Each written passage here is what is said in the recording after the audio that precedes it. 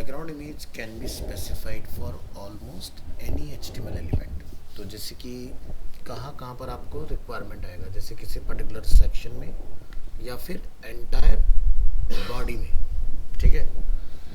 तो जैसे कि जो वाइट एरिया हम लोग यहाँ देख रहे हैं, अगर आप चाहते हैं कि इस तरह से सेक्शन में कुछ बैकग्राउंड इमेज अप्लाई हो जाए, या फिर कोई पैराग्राफ है अगर आपके पास मल्टीलाइन, उसके बैकग्राउंड में कोई इमेज हो, अप्लाई कर सकते हैं। To add a background image of an element using the HTML style attribute and the CSS background image property, तो आपने क्या लिखना है, style attribute background image and URL में आपको पास करना होगा अपना इमेज का नेम। किसी में भी डाल सकते हो, नहीं ऊपर ये तो पढ़ा। और background image can be specified for almost any HTML element, यानी मतलब कोई भी, ठीक है। तो हम यहाँ पर पैराग्राफ के अंदर देख रहे हैं। तो अभी हमारे पास पैराग्राफ में ये कुछ मैटर यहाँ लिखा हुआ है। अब ये मैटर इतना ही विड्थ में क्यों है, क्योंकि हमने इसके आगे BR लगाया हुआ है इस तरह से।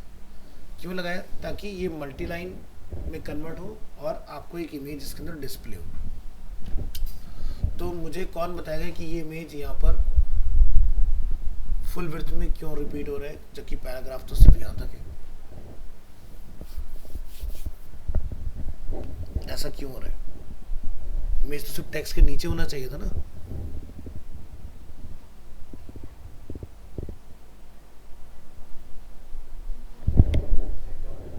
हाँ हाँ, ये बैकग्राउंड में पैराग्राफ के, तो ये सिर्फ टेक्स्ट के नीचे क्यों नहीं है, ये फुल विड्थ में क्यों है?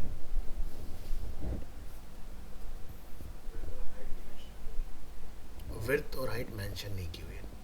Wrong answer. इसका रीज़न है कि पैराग्राफ जो होता है वो एक ब्लॉक एलिमेंट होता है। ब्लॉक का हमें पता है वो हमेशा क्या करता है, फुल विड्थ, यानी कि जितना भी आपका बॉडी का एरिया होगा या जो आपकी स्क्रीन की विड्थ होगी या जितना ब्राउज़र का विड्थ होगा, उसके अकॉर्डिंग ही वो अपना एरिया डिसाइड करता है। तो भले से टेक्स्ट हमने BR लगाकर ब्रेक डाउन तो कर दिया, बट अगर आप इस पैराग्राफ के ऊपर माउस लिखाते हैं तो क्या लिखा आता है, फुल विड्थ दिखाई दे रहा है ना ब्लू कलर में। दैट्स व्हाई इमेज आपके एज टू एज आपको यहाँ दिखाई दे रही है।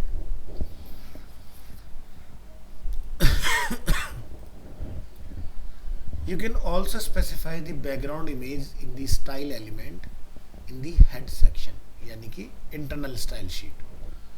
तो specify the background image in the style element, head में आपको ये पास करना है, P element पर हम लोग डालना चाह रहे हैं, और यहाँ पर भी आपको सेम रिजल्ट ही रिटर्न होगा। Background image on a page, यानी कि बॉडी में अगर हम लोग कॉल करना चाह रहे हैं तो आपको बॉडी एलिमेंट को टारगेट करना है। If you want the entire page to have a background image, you must specify the background image on the body element. और हमने यहाँ पर बॉडी के अंदर कॉल किया है, तो आपकी बार आपको बॉडी में इमेज दिखाई देगा। अब बॉडी में इमेज हॉरिजॉन्टल और वर्टिकल दोनों में रिपीट हो रहा है, ऐसा क्यों? क्योंकि बाय डिफ़ॉल्ट बैकग्राउंड में जब भी आपको इमेज कॉल करेंगे तो ये भी अवेलेबल विड्थ और हाइट पर वर्क करेगा। प्लस डिफ़ॉल्ट इमेज का नेचर होता है कि वो रिपीट होता है एक्स और वाई दोनों एक्सिस में। तो एक्स में भी हमारा कंटेंट से ज़्यादा विड्थ है और वाई में भी हमारा हाइट काफ़ी ज़्यादा है। इमेज का जो ओरिजिनल साइज़ है वो ये है, जो फर्स्ट इमेज आप देख रहे हो। तो रिमेनिंग जितना भी एरिया बचेगा वो आपका इमेज के थ्रू रिपीट करके फिल किया जाता है। बैकग्राउंड रिपीट, ठीक है। If the background image is smaller than the element, the image will repeat itself horizontally and vertically until it reaches the end of the element. To avoid the background image from repeating itself, set background repeat property to no repeat. इस case में क्या होगा, सिर्फ single time आपको image दिखाई देगा और repetition नहीं होगा। बट अगर हम इसको ना लिखें तो क्या होगा, आपको मल्टीपल टाइम बैकग्राउंड इमेज में रिपीटेशन देखने के लिए मिलेगा। तो यहाँ पर मल्टीपल टाइम हमें दिखाई क्यों दे रहे हैं, देखो अगर हम लोग अपने इमेजेस के फोल्डर में आते हैं तो यहाँ नोटिस कीजिए कुछ। तो हमारे पास एक इमेज है, इसका हम ओरिजिनल साइज चेक करेंगे यहाँ से, फोटोज काफी स्मॉल साइज है। एक और इमेज हमारे पास, इसको भी चेक कर लेते हैं। कंपैरेटिवली प्रीवियस इमेज का साइज काफ़ी लार्ज है ना। तो जितना स्मॉलर इमेज होगा उतने उसके रिपीटेशन होंगे वो बढ़ेंगे, और जितना लार्ज इमेज होगा उसके रिपीटेशन काउंट उतने कम होंगे। और अगर आप एंटायर स्क्रीन साइज की अगर इमेज लोगे तो रिपीटेशन दिखेगा ही नहीं हमें। तो क्लियर है ना। तो हमें रिपीटेशन को स्टॉप करना है, तो उसके लिए आपने क्या कीवर्ड ऐड करना होगा, नो रिपीट। और अगर आपको रिपीटेशन करना है बट बोथ एक्सिस में नहीं करना है, एक्स या वाई में करना है, तो आप लिखेंगे रिपीट के आगे हाइफन एक्स या hyphen y. background cover. If you want the background image to cover the entire element, you can set the background size property to cover.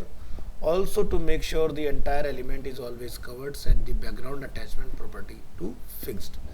This way the background image will cover the entire element with no stretching. The image will keep its original proportion.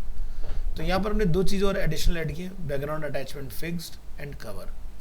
इसको apply करने से क्या होगा, आप यहाँ पर देखेंगे ये इमेज फुल विड्थ में आपका यहाँ पर कवर रहेगा। अगर आप पेज को स्केल अप या स्केल डाउन करते हैं, यानी कि ब्राउज़र को अगर हम लोग रिसाइज करते हैं, तो इमेज आपका उसी प्रोपोर्शन में ऑटोमेटिकली एडजस्ट भी होता रहेगा। अब इसका एक ड्रॉबैक है, अगर इमेज का साइज स्क्रीन से छोटा होगा तो ये इसको स्केल अप करके क्या करेगा, पिक्सलेट करेगा। आप देख सकते हो उसकी हेड में जो डिटेल्स है वो ब्लर होगी ना सब। बट ओरिजिनल को अगर हम लोग यहाँ पर ध्यान से देखें, जो हमने सबसे पहले देखा था, उसमें आप देखो डिटेल्स हमारी लूज नहीं हो रही है। क्यों? क्योंकि ये ओरिजिनल साइज है। एक आता है बैकग्राउंड स्ट्रेच। इस केस में आपको कवर में लिख के क्या लिखना होगा, विड्थ 100% और हाइट 100%। तो क्या देखेंगे आप, ये इस तरह से, जहाँ पर पहले सिर्फ हमें हेड वाला पार्ट दिखाई देता है, इस बार एंटायर इमेज दिखाई देगा। लेकिन जब आप प्रोपोर्शन में रिसाइज करोगे तब आप इमेज के सही रिजल्ट तक पहुँच पाओगे। लेकिन ये भी रियल आउटपुट नहीं है, क्लोज टू है, क्योंकि मुझे नहीं पता कि यहाँ इसका प्रोपोर्शन सही है या यहाँ पर इसका प्रोपोर्शन सही है। ठीक है। बट जो हमने पहले वाला एग्जांपल देखा कवर, उसमें आपका कंटेंट स्केल अप होता है लेकिन स्ट्रेच नहीं होता है। आप देख सकते हैं प्रोपोर्शन मेंटेन है। ठीक है, ये डिफरेंस आता है दोनों प्रॉपर्टीज में। नेक्स्ट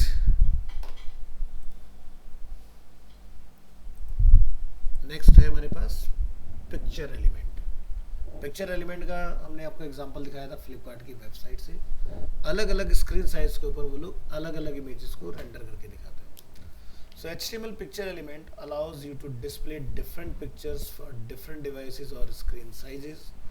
सो आप यहाँ देखेंगे लार्ज स्क्रीन पर हम लोग फूड की इमेज देख रहे हैं, टैबलेट स्क्रीन पर हम लोग कार की इमेज देख रहे हैं, और मोबाइल स्क्रीन पर हम यहाँ पर गर्ल की इमेज देख रहे हैं। So the HTML picture element gives web developers more flexibility in specifying image resources. The picture element contains one or more source element, each referring to different image through the src set attribute. ये attribute है src set. This way the browser can choose the image that best fits the current view and or device. Each source element has a media attribute that defines when the image is the most suitable.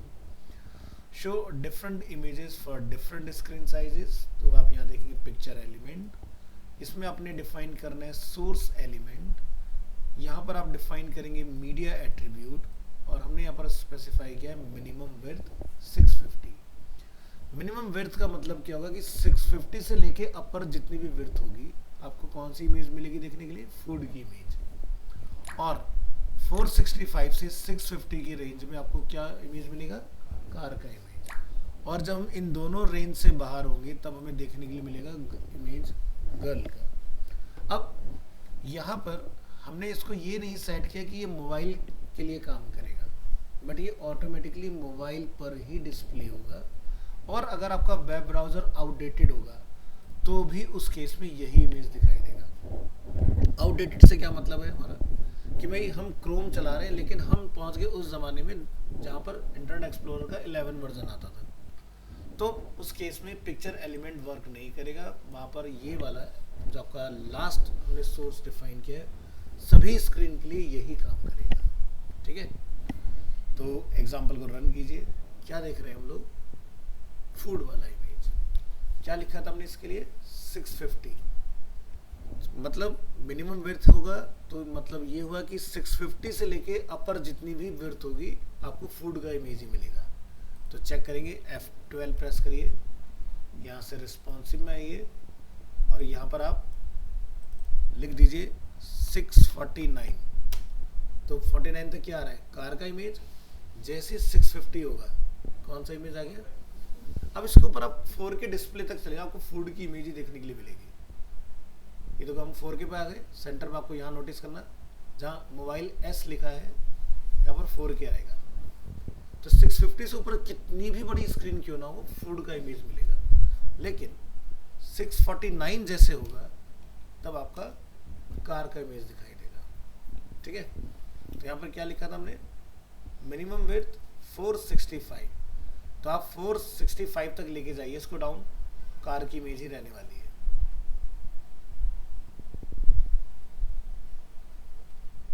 जैसे हम लोग 465 की range से बाहर निकलते हैं, यानी 464, तो हमें इमेज गर्ल वाला दिखाई देना स्टार्ट होगा। तो क्या होता है? flipkart.com, यहाँ पर बैनर वाइड है, open image in new tab. इसी का हम लार्ज प्रीव्यू देखना चाहते हैं, यानी कि 4K डिस्प्ले के लिए आप इंस्पेक्ट करेंगे, रिस्पॉन्सिव को ऑफ करेंगे, पिक्चर एलिमेंट आपको यहाँ पर डिस्प्ले होगा। यहाँ से आप 2x वाले साइज में आएंगे।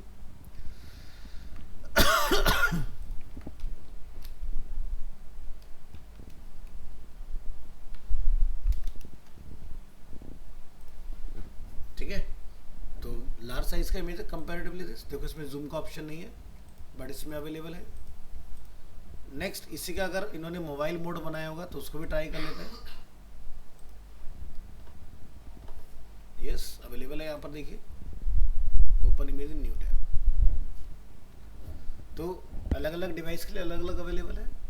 इसी तरह से अगर टैबलेट के लिए उन्होंने अगर बनाया होगा तो आप यहाँ से जाके टैबलेट भी चूज कर सकते हो।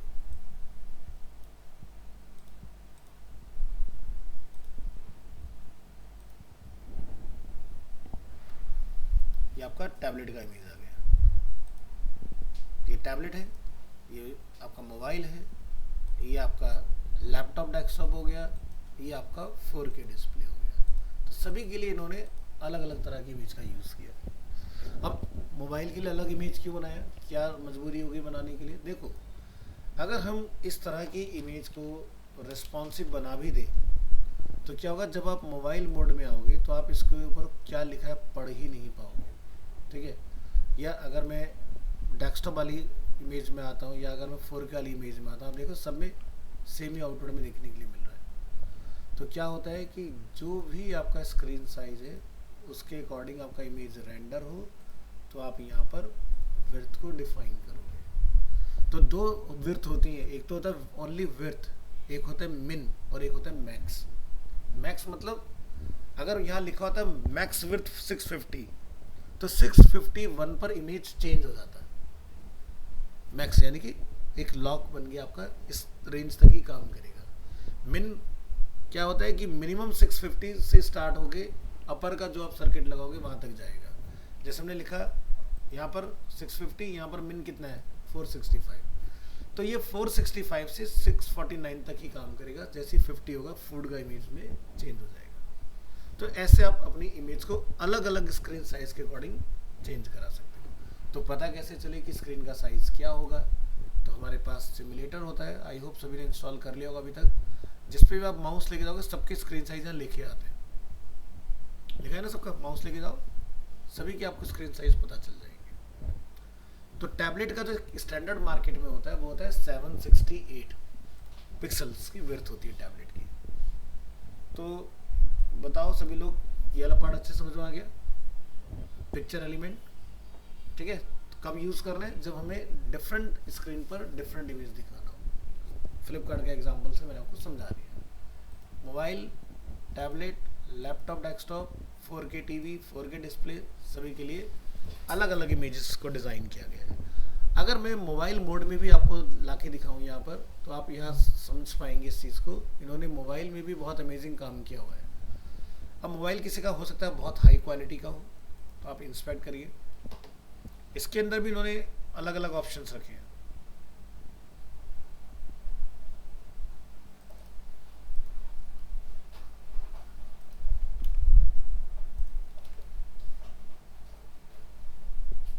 ये देखो, तो मोबाइल के लिए एक अलग इमेज भी है बड़ी। तो क्योंकि हर किसी का डिस्प्ले डेंसिटी अलग अलग होता है ना, तो जैसे मान लो कि कोई ऐसा फ़ोन है जो फोल्ड है, तो फोल्ड का जो व्यू होता है वो वाइड नहीं होता, वो रेक्टेंगुलर होता है फ़ोन, ठीक है। तो उस केस में ये वाला आपका काम कर जाएगा।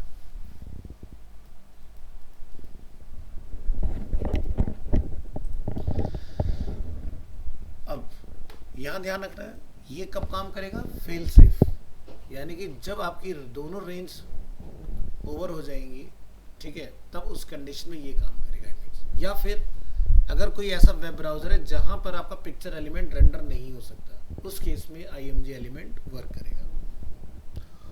Next, always specify an IMG element as the last child element of the picture element. The IMG element is used by browsers that do not support the picture element or if none of the source tag match। अगर ये source tag match नहीं होते तब भी उस case में ये image work करेगा। तो यहाँ देखिए, अब इसको लेके मैं आपको एक क्लैरिटी दे देता हूँ। हम अपनी इमेज को बाहर भी रख सकते हैं। फ्लिपकार्ट ने पिक्चर टैग के बाहर रखा है IMG टैग, देख सकते हो यहाँ पर, ध्यान से जहाँ मेरा माउस है, और अंदर उन्होंने सिर्फ वो सोर्स सेट किए हैं जहाँ पर बेसिकली आपका अलग अलग इमेज रेंडर होगा, लेकिन उन्होंने उसके अंदर भी इसको डिफाइन करके रखा हुआ है IMG एलिमेंट को। दिखाई दे रहा है अंदर, सॉरी, यहाँ पर आप नोटिस करेंगे जहाँ मेरा ये पॉइंट है, और यही सेम इमेज बाहर भी रखा हुआ है, तो दोनों ही जगह पर उन्होंने उसको प्लेस किया। So when to use the picture element? There are two main purposes for the picture element. First क्या है, bandwidth।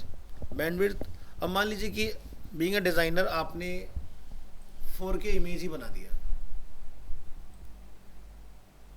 ये फर्स्ट इमेज, और इसको इंस्पेक्ट कर लेते हैं यहाँ से।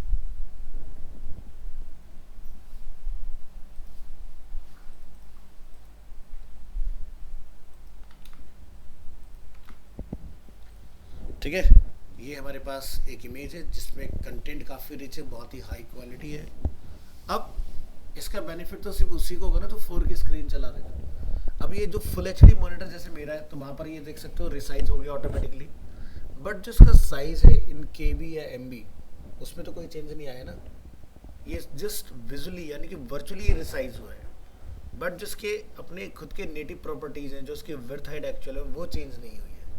क्योंकि अगर आप यहाँ देखोगे कितना लिखा रहा है, 3240, और अगर मैं इसको जूम कर लेता हूँ तब भी क्या लिखा रहा है, 3240, तो कोई डिफरेंस नहीं हुआ इसके अंदर। इसी वजह से हम लोग क्या करते हैं, डिफरेंट स्क्रीन के लिए डिफरेंट इमेज को प्रोसेस करते हैं। अगर इतना बड़ा इमेज आप लैपटॉप पर दिखाओगे कोई फ़ायदा नहीं है। जैसे एक एग्जांपल से समझाते हैं, जैसे आज की डेट में जितने भी सेलफोन आप जब मार्केट में लेने जाते हो, इवन एप्पल भी अब इस वॉर में आ चुका है, कैमरा वॉर में, कि 50 मेगापिक्सल, कोई 100 मेगापिक्सल का कैमरा दे रहा है, कोई 200 मेगापिक्सल का आपको कैमरा दे रहा है फ़ोन में। उसका बेनिफिट क्या है हमारा डे टू डे लाइफ में? क्या उसका कोई बेनिफिट है 200 मेगापिक्सल के कैमरा का?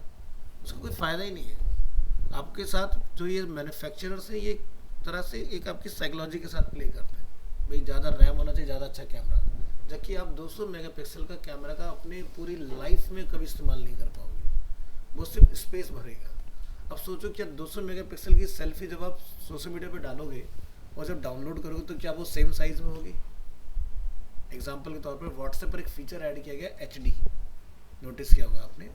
उससे पहले व्हाट्सएप पर आप कितनी हैवी फोटो भेजो वो सबको रिसाइज करके छोटा सा कर देता था। तो सोशल मीडिया पर इतने लोग एक्टिव हैं आज की डेट में, अगर सोशल मीडिया सबकी हाई क्वालिटी इमेज को प्रोसेस करने लगे फिर तो चल गया social media.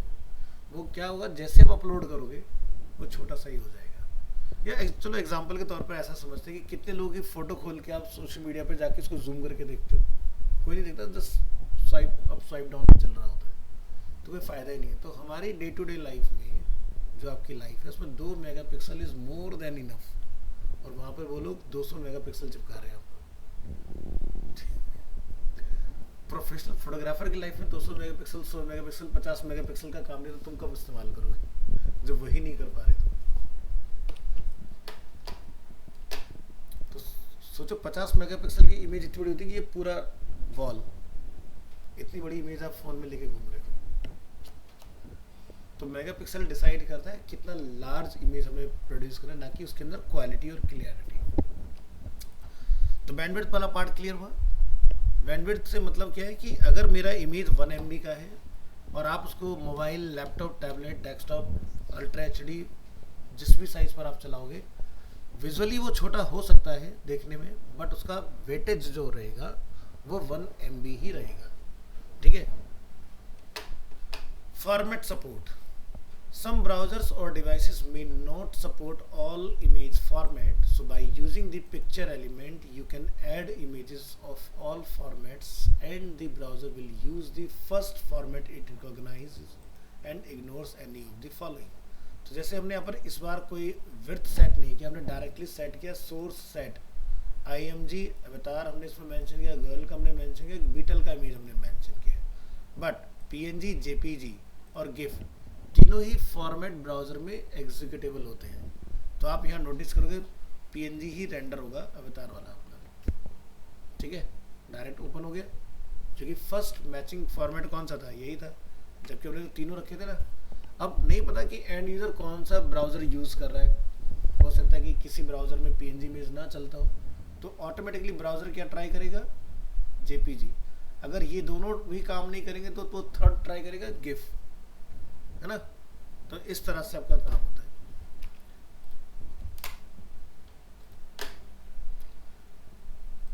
The browser will use the first source element with matching attribute value and ignores any following source elements.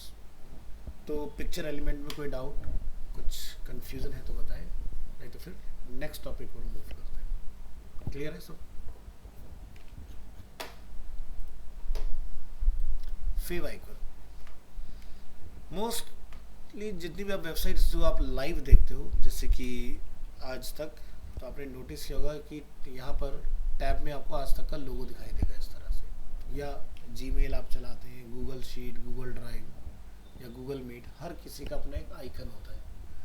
तो जैसे कि हम लोग यहाँ पर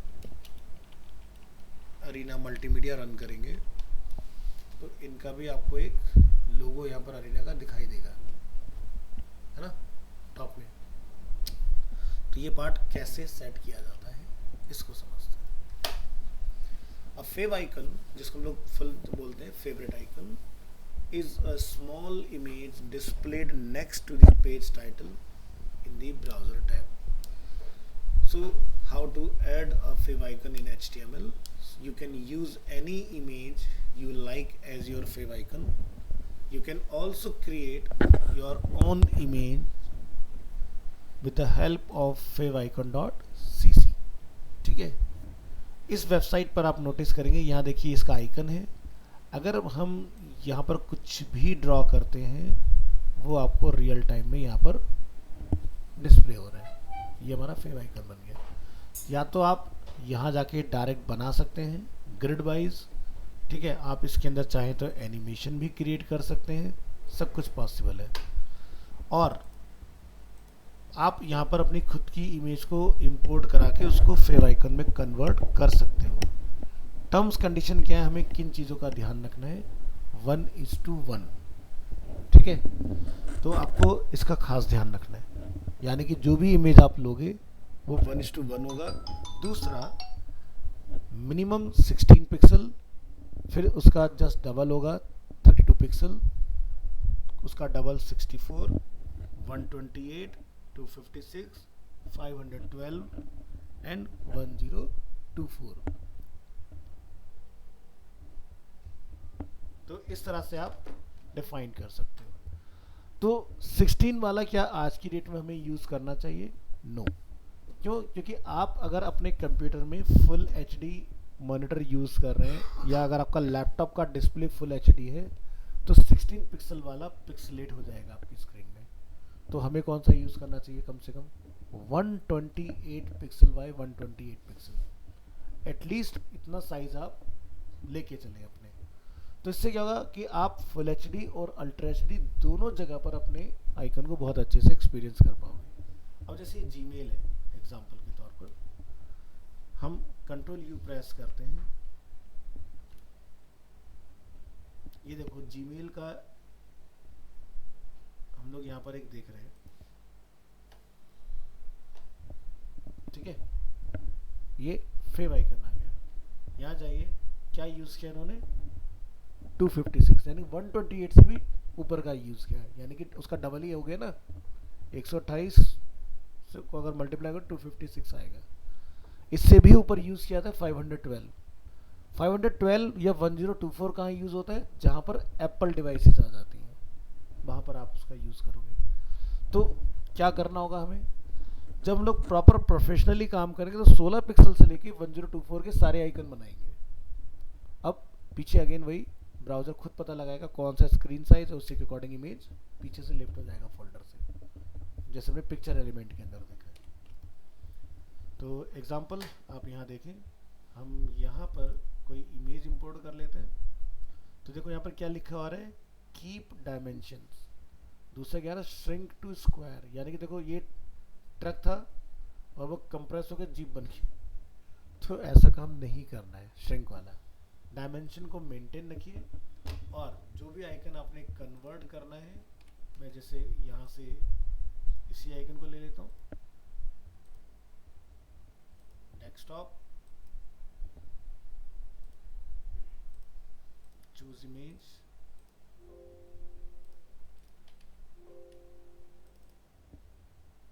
अपलोड। ये देखिए आपका आइकन आ चुका है और यहाँ पर आपको टैब के ऊपर डिस्प्ले भी हो रहा है। इसके बाद आप यहाँ से डाउनलोड फेव आइकन पे क्लिक करेंगे तो ये देखिए आपका आइकन इस तरह से डाउनलोड हो गया। आईसीओ जो आपका एक्सटेंशन है उसको माइक्रोसॉफ्ट ने ईजाद किया था। इसके अलावा आपको यहाँ पर मिलेगा publish under an open licence. हमने यहाँ से इसको क्लिक कर लेना है, तो आप यहाँ पर अपना अकाउंट वगैरह बना के ओपन लाइसेंस में इसको लेके आ सकते हो। ठीक है, तो इस तरह से आपका ये पार्ट क्रिएट होता है। अब आपको जिस पिक्सल पे जो भी कलर चेंज करना है, आप यहाँ पर उसके अंदर वो चेंजेस वगैरह भी कर सकते हो। तो ये होता है फेव आइकन। अब आगे बढ़िए। A favicon icon is a small image, so it could be a simple image with high contrast. High contrast से मतलब कि अगर बैकग्राउंड ब्लैक है तो वाइट होगा उसके ऊपर का कंटेंट, अगर बैकग्राउंड वाइट है तो उसके ऊपर का कंटेंट ब्लैक होना चाहिए। ऐसा ना हो कि वो बैकग्राउंड में इमर्ज हो जाए। ठीक है, तो आइकन लगाने का कोई बेनिफिट आपको नहीं मिलने वाला है। favicon image is displayed to the left of the page title in the browser tab like this. To add a favicon to your website, either save your favicon image to the root directory of your web server or create a folder in the root directory called images and save your favicon image in this folder. A common name for a favicon image is favicon.ico. अब ICO extension जो है वो आप इस website से ही बना सकते हो जो मैंने आपको अभी बताया। अदरवाइज आप ICO इमेज फोटोशॉप में नहीं बना पाओगे, या फिर ICO आप आइकन जो है वो आई थिंक फोटोपी से भी बना सकते हो। यहाँ पर आपको एक्सपोर्ट के अंदर एक फीचर मिलेगा, कुछ यहाँ पर न्यू प्रोजेक्ट बना लीजिए, क्लिक ऑन क्रिएट,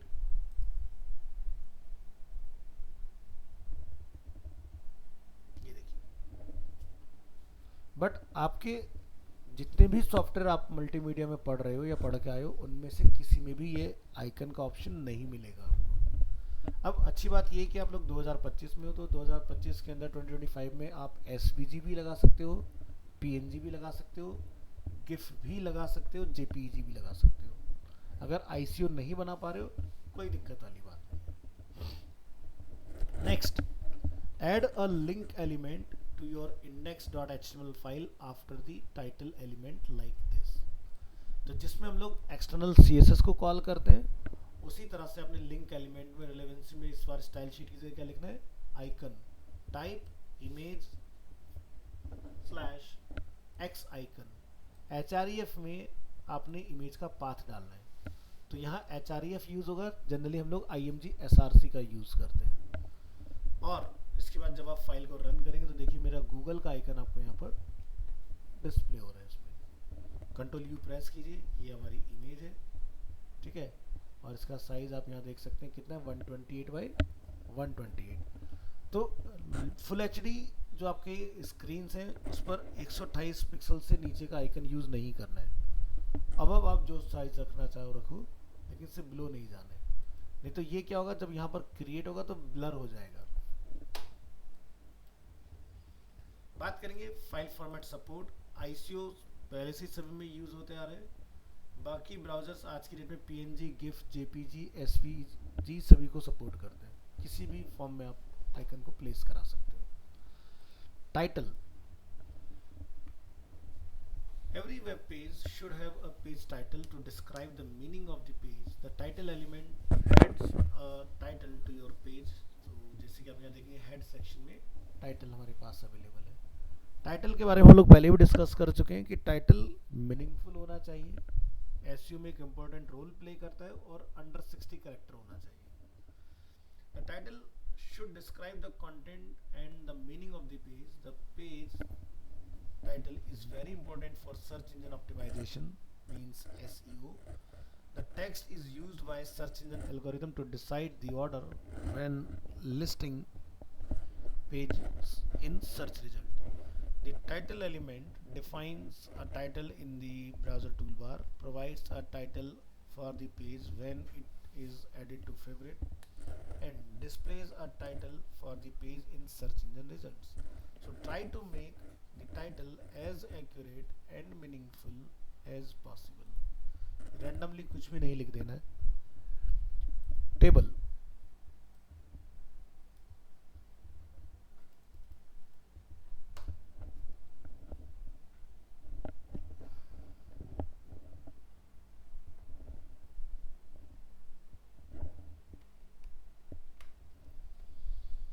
टेबल का टॉपिक हम लोगों ने देखा था, बट हमने अपने उस टेबल के टॉपिक में कुछ स्टाइलिंग वगैरह नहीं किया था, क्योंकि हमने कोर HTML में CSS को बिल्कुल भी इन्फ्यूज़ नहीं किया है। बट यहाँ पर हम लोग लिटिल बिट CSS का भी यूज़ देखेंगे, तब जाके आप कुछ इस तरह का रिजल्ट अचीव कर पाओगे टेबल में। तो फंडामेंटल से शुरू करेंगे। HTML tables allows web developers to arrange data into rows and columns.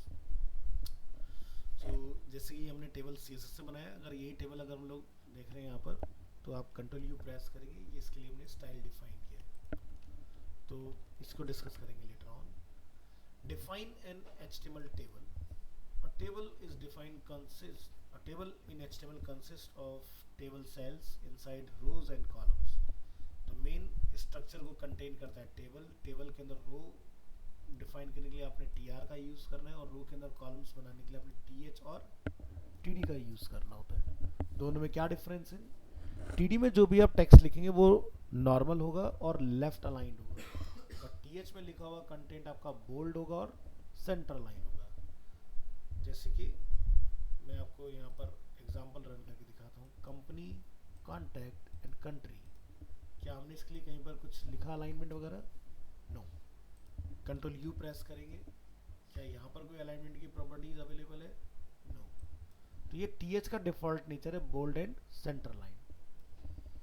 Table cells, each table cell is defined by a TD and a closing element tag, TD element. TD stands for table data. Everything between TD are the content of the table cell. जैसे हमने यहाँ पर 3% का name define किए हुए, और ये इस तरह से सेल क्रिएट होंगे। A table cell can contain all sorts of HTML element, text, image, list, links, और हम TD के अंदर एक और नया टेबल भी इंट्रोड्यूस कर सकते हैं, जिसको हम लोग बोलते हैं नेस्टेड टेबल, जैसे कि हमने नेस्टेड लिस्ट पढ़ा था। Table rows, each table row start with a TR and end with a TR tag. TR stand for table row, यानी कि अगर आपको 2 रो क्रिएट करने हैं तो आपको 2 times row along with column create करना होगा, और ये रिजल्ट आपको रिसीव होगा. You can have as many rows as you like in a table. Just make sure that the number of cells are the same in each row. अगर किसी में आपने ऐड कर दिया और किसी में आपने ऑल्टर कर दिया तो क्या होगा, आपका टेबल का स्ट्रक्चर डिस्टर्ब हो जाएगा. किस तरह से, एक एग्जांपल से समझते हैं.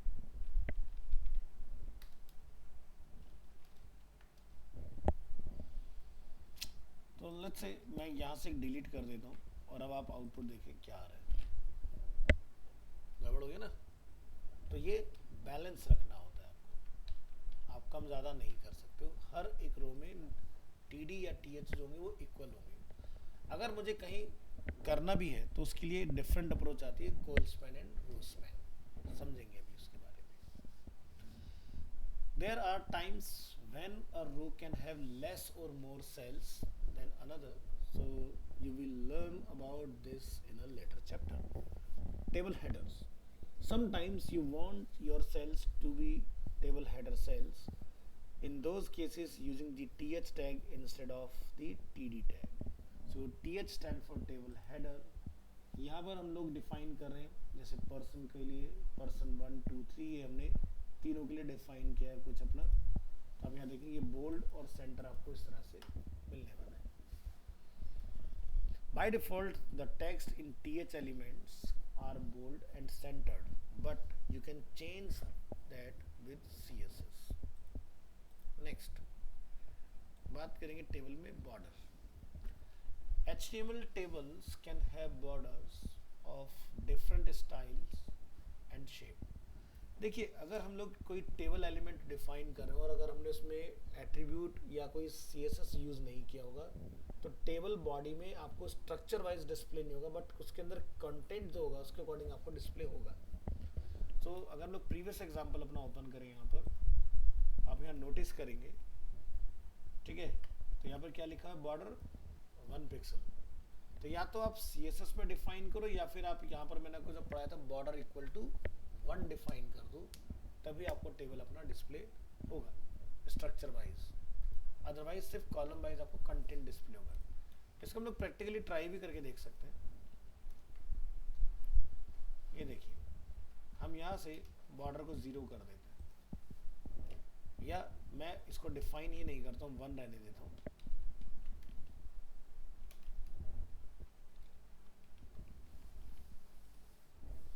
तो देखो मैटर अपनी ही जगह पर है, लेकिन बॉर्डर डिस्प्ले नहीं हो रहा. तो ऐसे केस में या तो CSS होना चाहिए या फिर बॉर्डर एट्रीब्यूट.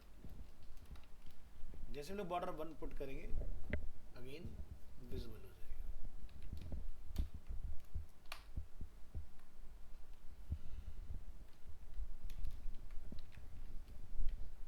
आगे बढ़ते हैं. So HTML tables can have borders of different styles and shapes. To add a border, use the CSS border property on table th and td elements. Table th td जिसमें हमने यहाँ पर define किया 1 pixel solid and black. आप यहाँ देखेंगे तीनों को डिफाइन करने से आपको रो, आउटर टेबल और इनर सेल्स सभी में आपको बॉर्डर डिस्प्ले होगा. हो सकता है आपकी रिक्वायरमेंट कुछ इस तरह की हो कि आपको ये डबल बॉर्डर ना दिखाना हो. इसको हम बोलते हैं स्पेसिंग, 2 बॉक्स के बीच का गैप. इसको हटाने के लिए आपने लिखना है कॉलेप्स. तो बॉर्डर कॉलेप्स प्रॉपर्टी में कॉलेप्स डिफाइन कीजिए, तो आपका बॉर्डर हाइड, मतलब जो स्पेस है वो रिमूव हो जाएगा. To avoid having double border like in the example above, set the CSS border collapse property to collapse.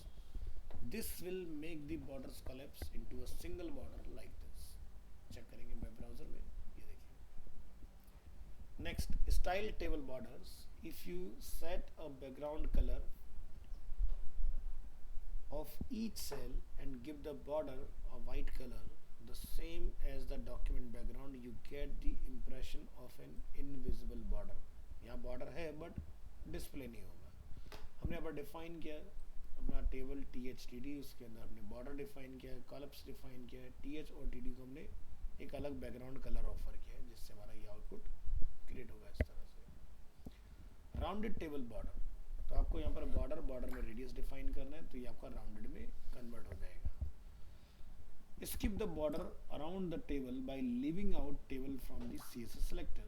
तो हमने यहाँ पर इस बार टेबल को डिफाइन ना करके ओनली TH और TD को टारगेट किया है, तो सिर्फ आपके TD एंड TH में आपको राउंडनेस देखने के लिए मिलेगा। डॉटेड टेबल बॉर्डर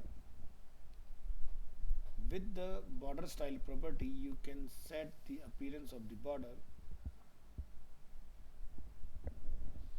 तो जैसे कि आप यहाँ देखें हमने डॉटेड का यूज किया है, तो आपके पास नंबर ऑफ स्टाइल है, dotted, dash, solid, double, groove, ridge, inset, outset, none और हिडन। इस तरह से आप अलग अलग डिफरेंट टाइप्स के बॉर्डर के स्टाइल अप्लाई कर सकते हैं, बट जनरली आपको सबसे ज़्यादा देखने के लिए मिलने वाला है वो सॉलिड ही मिलेगा, ठीक है। तो बाकी डॉटेड या डैश्ड की रिक्वायरमेंट बहुत रेयर आती है। तो जैसे डैश कहाँ यूज़ होते हुए देखा होगा आपने, तो सबसे ज़्यादा जो डिस्काउंट हमें मिलता है वो अपैरल्स के सेगमेंट में मिलता है। जब भी आप देखोगे सेल वगैरह लिखा होता है, उसके अराउंड जो बॉर्डर होगा वो डॉटेड होगा। क्यों डाला जाता है? वो स्टिच स्टाइल को रिप्रेजेंट करता है, ठीक है। नेक्स्ट, तो हम लोग यहाँ पर देख रहे हैं बॉर्डर को डॉटेड करने के लिए, तो इस तरह से लिखेगा। Border colour property, you can set the border या कलर ऑफ द बॉर्डर। तो यहाँ पर हमने ये डिफाइन किया, तो इस तरह से इसका आउटपुट आपका चेंज हो गया। बात करेंगे टेबल के अंदर साइजेस। हो सकता है कहीं पर आपको कॉलम की विड्थ को कम करना हो, या कहीं पर आपको ज़्यादा करना हो, या पर्टिकुलर एक को आपने ज़्यादा करना हो या कम करना हो। तो यहाँ पर आप टेबल के अंदर एक प्रॉपर्टी रहती है विड्थ, तो या तो विड्थ एट्रीब्यूट का इस्तेमाल करो, या फिर CSS के अंदर जाके आप डिफाइन करके आ सकते हैं क्या रखना है हमें। तो अभी हमने यहाँ पर डिफाइन किया स्टाइल विड्थ 100%, तो यानी कि ये एंटायर टेबल पर एप्लीकेबल होगा। हम पर्टिकुलर का करना चाहते हैं कॉलम विड्थ, तो आपने कॉलम को टारगेट करना है 70%, तो 70% का कॉलम बन के तैयार हो जाएगा। आपको पर्टिकुलर रो की हाइट को चेंज करना है, हमने यहाँ पर जाके हाइट डिफाइन किया 200 पिक्सल, तो पर्टिकुलर रो का हाइट जो है आपका चेंज हो जाएगा। Table headers. HTML tables can have headers for each column or row or for many columns and rows. Table headers are defined with TH elements. Each TH element represents a table cell. तो आप यहाँ notice करें TH, तो यानी कि इस table के अंदर जो टॉप के हमारा रो रहने वाला है, उसमें तीनों सेल्स के अंदर आपको TH का इम्पैक्ट मिलेगा, bold and centre. Next, vertical table headers. To use the first column as table header, define the first cell in each row as a TH element। तो आप यहाँ देखिए इसमें चारों TH है, बाकी में फर्स्ट हमने TH डिफाइन किया है, और ये इसका आउटपुट आपको मिलेगा serial number 1 2 3 bold and caption. Align table header. By default the table header are bold and centred, यानी कि TH का अलाइनमेंट अगर आपको चेंज करना है लेफ्ट, जैसे कि हमने अपने इस एग्जांपल में देखा, हमने फाइल क्लोज की है, कोई बात नहीं। तो आप यहाँ पर जाकर डिफाइन करेंगे to left align the table headers use the CSS text line property, और यहाँ पर आप नोटिस करेंगे, अच्छा ये फाइल हमने अटैच नहीं की है, तो आपको उसमें डिफाइन करना रहेगा टेक्स्ट लाइन। कैप्शन। कैप्शन इमेजेट टेबल के बाद में आपको ऐड करना होता है, और ये आपको टॉप में मिलेगा इस तरह से। Caption tag should be inserted immediately after the table tag, और कैप्शन के ऊपर क्या हो सकता है आप डिफाइन कर सकते हैं, और कोई अलग टैग। Padding and spacing. दो बॉक्स के बीच का जो गैप होता है उसको बोलते हैं हम लोग क्या, मार्जिन, यानी कि स्पेसिंग। और अगर उस पर्टिकुलर बॉक्स के और कंटेंट के बीच में गैपिंग है उसको बोलते हैं पैडिंग। तो HTML tables can adjust the padding inside the cells and also the space between the cells. So HTML table cell padding is the space between the cell's edge and the cell's content. By default the padding is set to 1 pixel. To add padding on table cells, use the CSS padding property. TH and TD हमने padding को mention किया है 15। ऐसा करने से क्या होगा, जो आपका आउटपुट होगा उसमें काफ़ी अच्छा स्पेस आपको मिलेगा देखने के लिए, कंटेंट और बॉर्डर के बीच में। To add padding only above the content using the padding top property and the other side with the padding bottom left and right properties. तो हमने यहाँ पर डिफाइन किया टॉप में 10, बॉटम में 20, लेफ्ट में 30, राइट में 40. इस तरह से आप सभी साइड का पैडिंग कंट्रोल कर सकते हो. Cell spacing is the space between each cell. By default the space is set to 2 pixels, or to change the space between table cells use the CSS border spacing property. तो हमने यहाँ पर mention किया 30 pixels. तो आपको सभी के बीच में 30 पिक्सल्स का गैप देखने के लिए मिलेगा.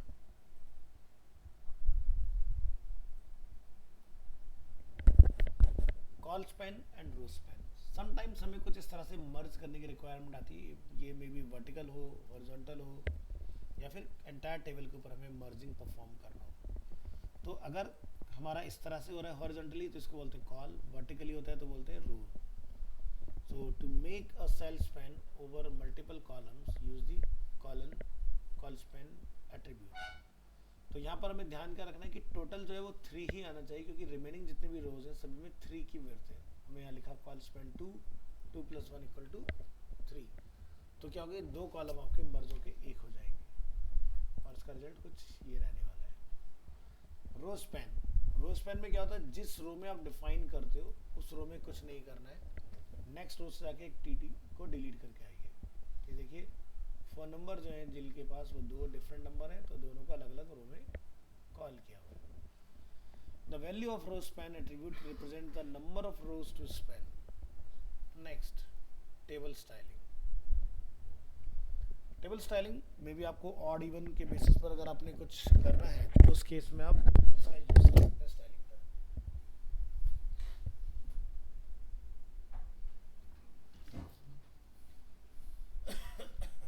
So use CSS to make your tables look better.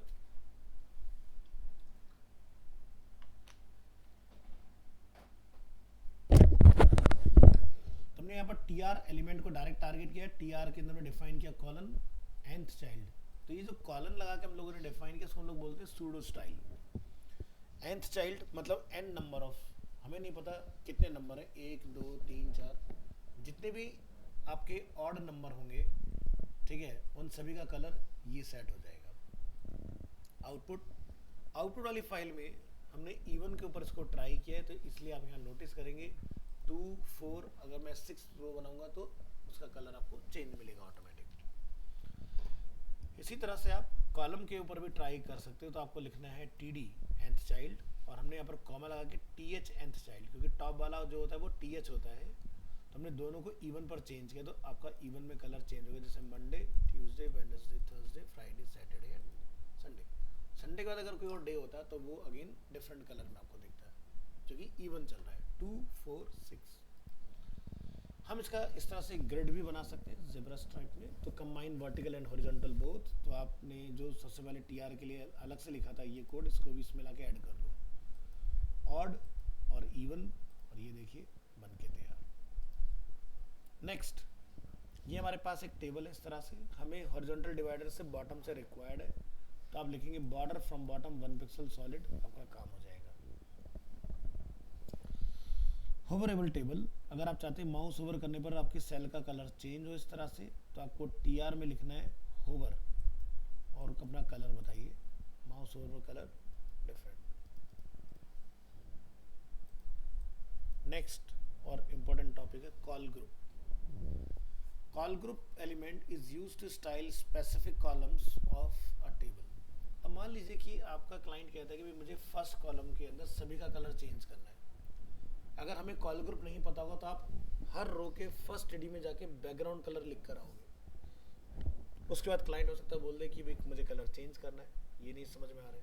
Again आपको वही प्रोसेस रिपीट करना होगा. कॉल ग्रुप से क्या होगा, एक पॉइंट पर चेंज करोगे सभी में चेंज होगा. कैसे? The col group element is used to style specific columns of a table. If you want to style the 2 first columns of a table, use the call group. So the call group element should be used as a container for the column specification. Each group is specified with a call element. The span attribute specifies how many columns that get the style. The style attribute specifies the style to give the columns. there is a very limited selection of legal CSS properties for call groups. तो हम लोग 3-4 properties CSS के apply कर सकते हैं, इससे ज़्यादा हम अप्लाई नहीं कर सकते। तो ये हमारे पास एक रो है जिसके अंदर TH अवेलेबल है, बाकी सब हमारे पास रो अवेलेबल है कैलेंडर के हिसाब से। टेबल के बाद में सबसे पहले आपने डिफाइन करना है कॉल ग्रुप। अगर कैप्शन है तो कैप्शन के बाद आएगा कॉल ग्रुप, कैप्शन के ऊपर कुछ और नहीं आएगा। तो यहाँ पर हमने डिफाइन किया 2, तो आप जब आउटपुट नोटिस करेंगे यहाँ से तो 2 कॉलम का कलर आपका 1 गो में चेंज हो रहा है, और कलर की प्रॉपर्टी हमने यहाँ डिफाइन की है।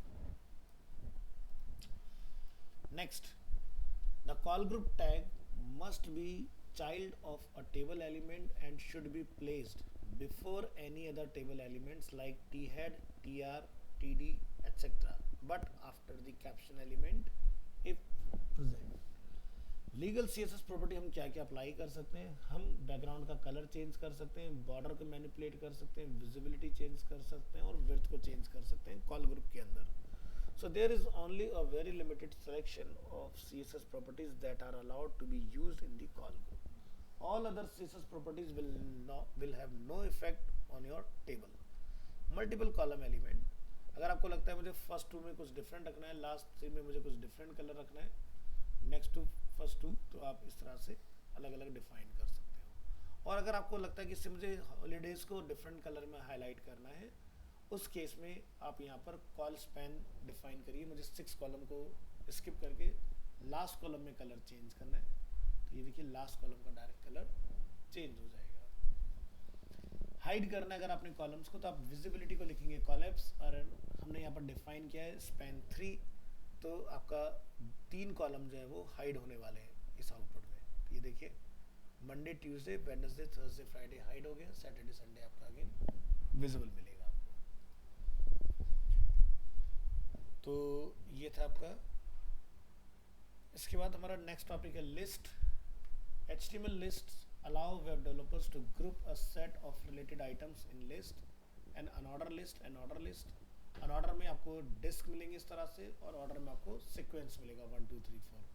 unorder HTML list start with the UL element, each list item start with the LI element। the list item will be marked with bullets, small black circles just like this by default। तो हमने जैसे define किया UL LI में coffee, T, milk mention है, तो ये आपको इस तरह से मिलेगा बुलेट्स में। ऑर्डर लिस्ट में हम यहाँ देखेंगे सीक्वेंस 1 2 3, OL से ओपनिंग होगा, OL से क्लोज करना है। एंड थर्ड हमारे पास होता है डिस्क्रिप्शन लिस्ट।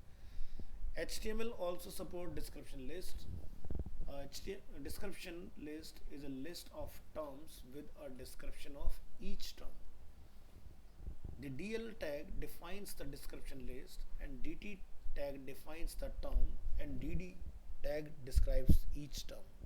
So coffee, तो हमने इसके लिए मेंशन किया black hot drink, milk, white cold drink, और आप यहाँ देखेंगे ये हेडिंग है और ये इसका एक्सप्लेनेशन उसके आगे आपका अवेलेबल है। ठीक है, तो आज के लिए इतना रखते हैं। नेक्स्ट क्लास में हम लोग डिव से स्टार्ट करेंगे और ब्लॉक एंड इनलाइन एलिमेंट को डिटेल में समझेंगे।